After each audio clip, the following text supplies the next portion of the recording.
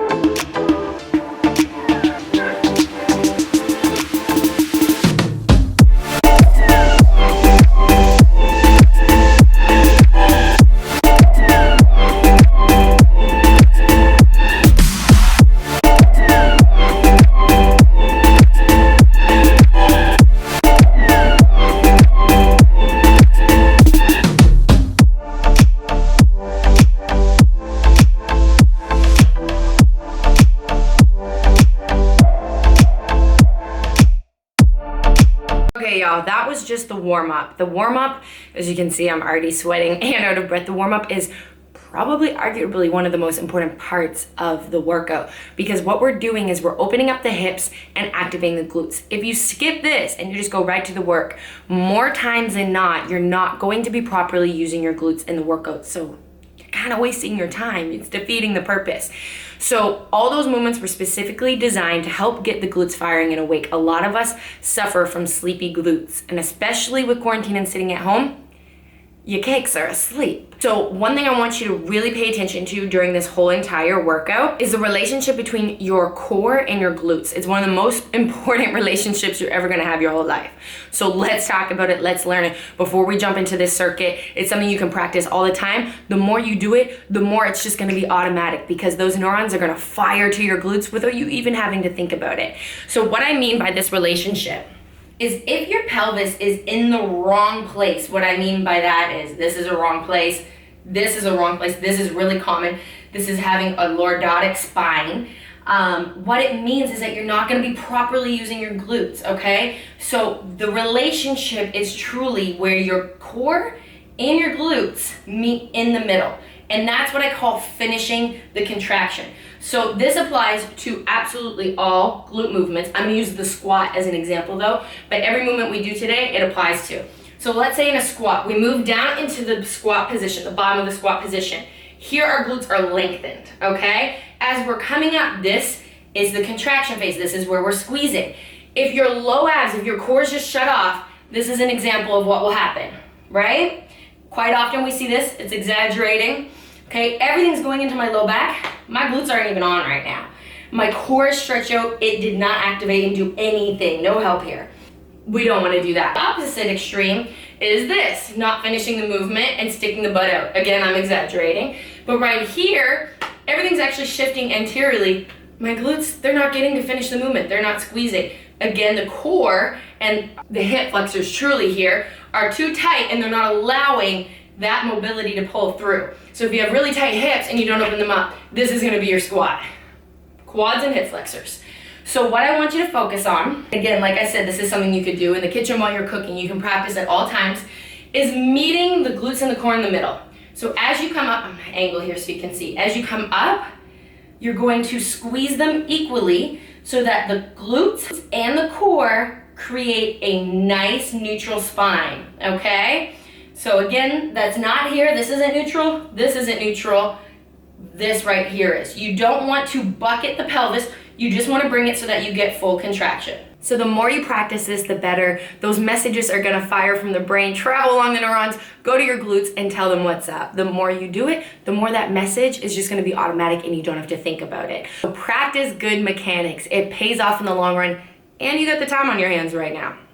Let's go. This circuit today is going to be done for 5 rounds. I repeat 5 rounds, take a minimal rest.